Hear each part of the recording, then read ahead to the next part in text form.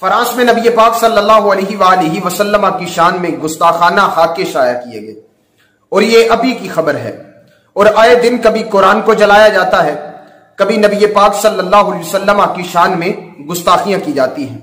اور صرف یہ ایک دن کا کام نہیں ہے، یہ یورپ کی پالیسی ہے جو آئے دن لوگوں کو اور مسلمانوں کے جذبات کو مجروح کر رہی ہے۔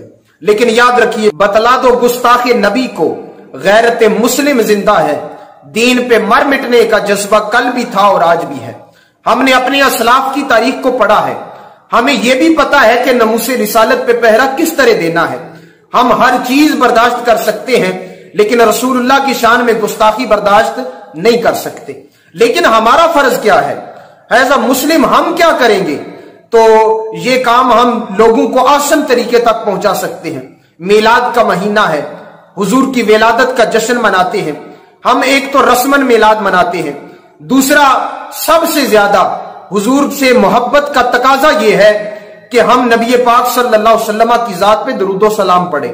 حضرت سیدنا صدیق اکبر رضی اللہ تعالیٰ عنہ، جب آپ کے بیٹے نے کہا کہ ابا جی آپ میری تلوار کے نیچے آئے، میں نے معاف اس لیے کیا کہ آپ میرے والد تھے، صدیق اکبر کا وہ جملہ جو ناموس رسالت پہ ساری زندگی پہرا دیتے رہے، آپ نے فرمایا اگر تو میری تلوار کے نیچے آ جاتا تو میں تیرا سر تن سے جدا کر دیتا، میں یہ نہ دیکھتا تو میرا بیٹا ہے۔ اس وقت تو نبی کے گستاخوں میں شامل تھا۔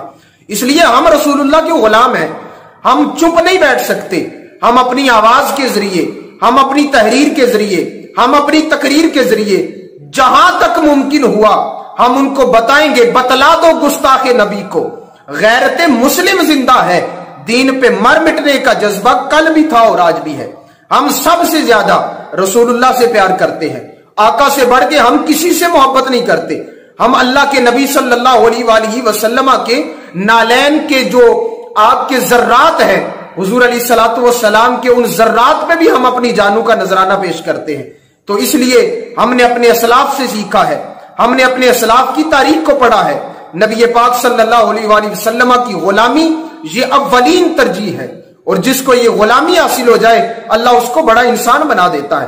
تو اس لیے جو لوگ گستاخی کرتے ہیں وہ تو کرتے ہی رہیں گے، کیونکہ ناپاک لوگ ناپاک ہی کام کرتے ہیں۔ لیکن ہمارا فرض یہ ہے کہ ہم نماز پڑھیں، ہم درود و سلام پڑھیں، جہاں تک ممکن ہو ہم اپنی آواز کو بلند کر کے لوگوں کو بتائیں کہ ہم رسول اللہ کے غلام ہیں۔ سب سے اولا والا ہمارا نبی، سب سے بالا و اعلی ہمارا نبی، کون دیتا ہے دینے کو منہ چاہیے، دینے والا ہے سچا ہمارا نبی۔